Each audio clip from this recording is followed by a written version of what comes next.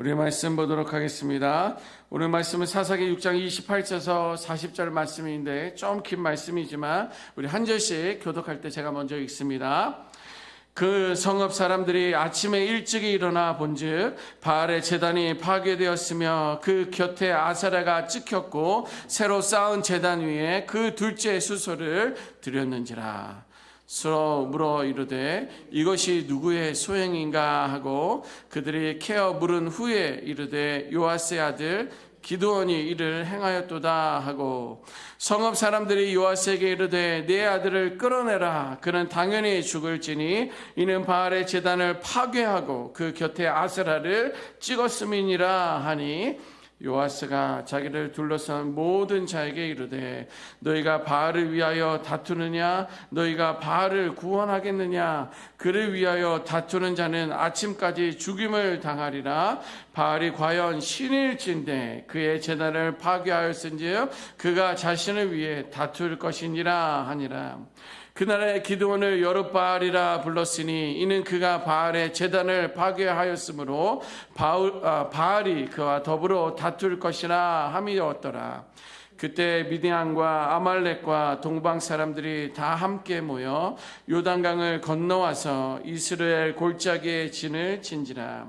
여호와의 영이 기드온에게 임하시니 기드온이 나팔을 불매 아비에셀이 그의 뒤를 따라 부름을 받으니라. 기드온이 또 사자들을 온 므낫세에 두루 다 보내매 그들도 모여서 그를 따르고 또 사자들을 아셀과 스불론과 납달리에 보내매 그 무리도 올라와 그를 영접하였더라. 기드온이 하나님께 여쭈되 주께서 이미 말씀하신 같이 내 손으로 이스라엘을 구원하시려거든 보소서 내가 양털 한 뭉치를 타작마당에 두리니 만일 이슬이 양털에만 있고 주변 땅은 마르면 주께서 이미 말씀하신 같이 내 손으로 이스라엘을 구원하실 줄을 내가 알겠나이다 하였더니 그대로 된지라. 이튿날 기드온이 일찍이 일어나서 양털을 가져다가 그 양털에서 이슬을 짜니 물이 그릇에 가득하였더라. 기드온이 또 하나님께 여쭈되 주여 내게 노하지 마옵소서. 내가 이번만 말하리이다 구하옵나니 내게 이번만 양털에 시험하게 하소서. 원하건대 양털만 마르고 그 주변 땅에는 다 이슬이 있게 하옵소서 하였더니 함께 읽습니다.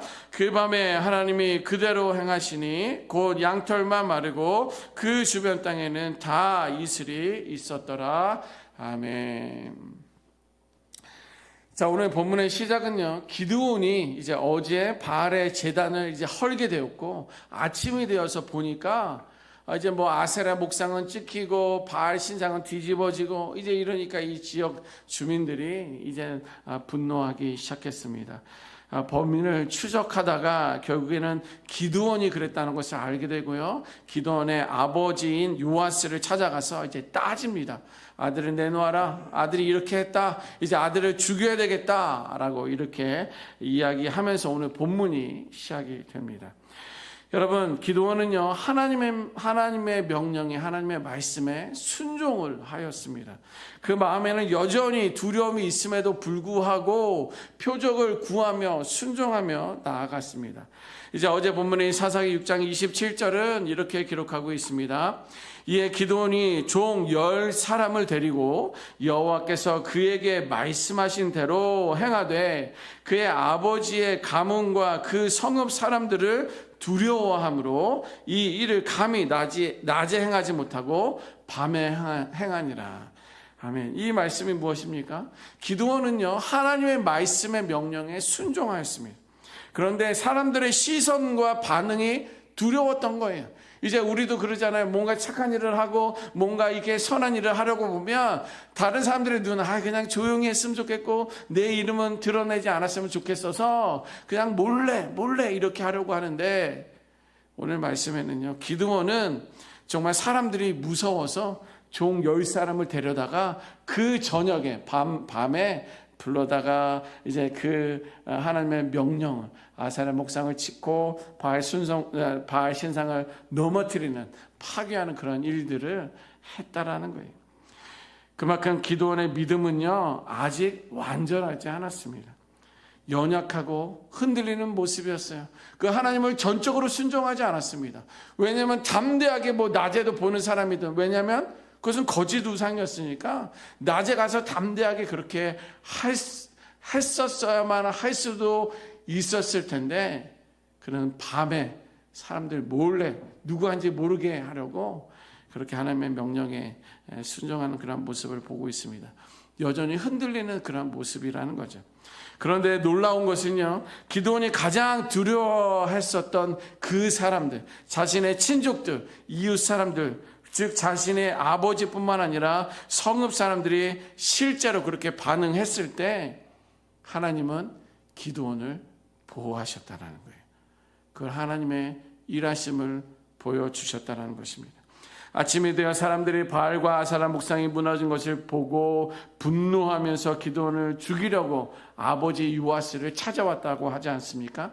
그때 아버지 요아스가 뭐라고 했는지 아십니까? 사사기 6장 31절 말씀 보면, 바알이 참신이라면, 정말 내가 믿고 너희들이 믿는 참신이라면 스스로 자신을 보호할 것이다 라고 말한 거예요.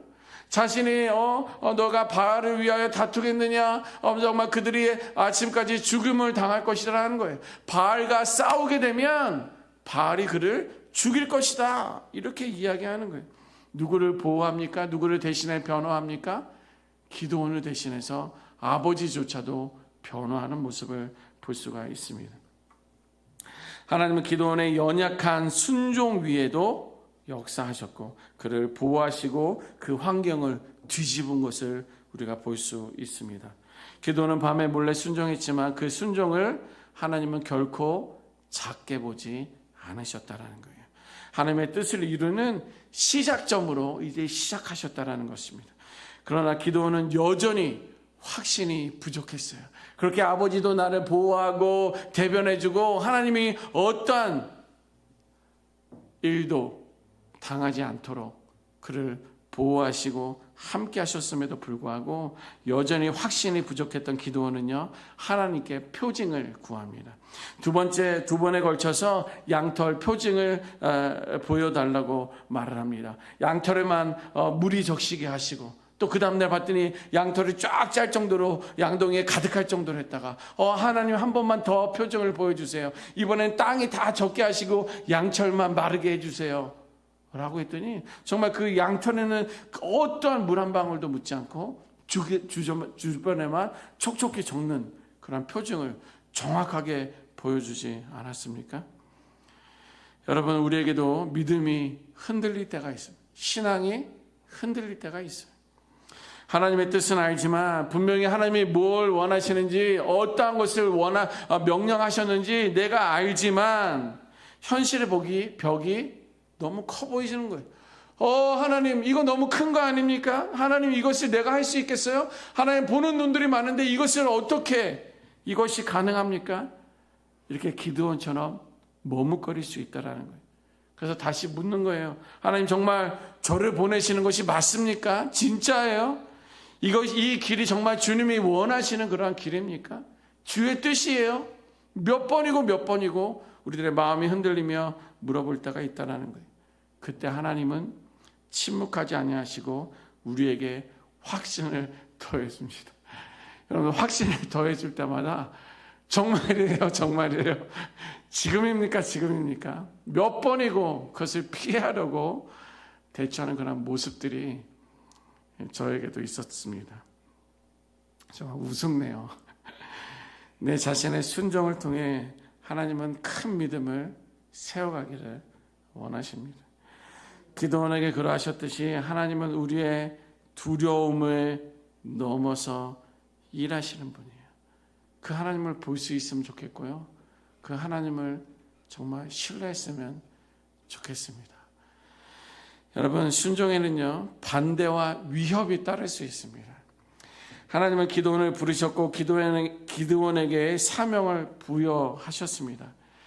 기드온은 두려움 속에서도 하나님께 표징을 몇 번이고 구하면서 순종하며 나아갔습니다. 정말 그렇게 기드온처럼 순종했다면 모든 일이 순조롭게 풀려야 되는 거 아닙니까?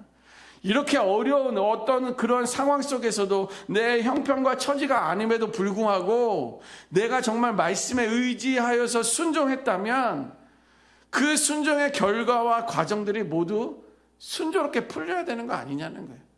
순탄하게 길이 열려야 되는 거 아니냐는 거예요. 하지만 현실은 달랐습니다.